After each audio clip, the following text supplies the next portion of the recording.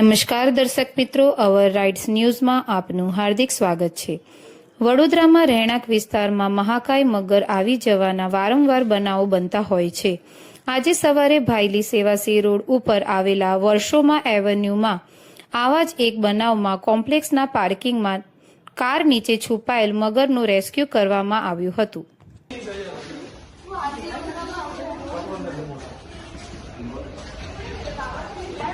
शांत ठेवा, good good boy.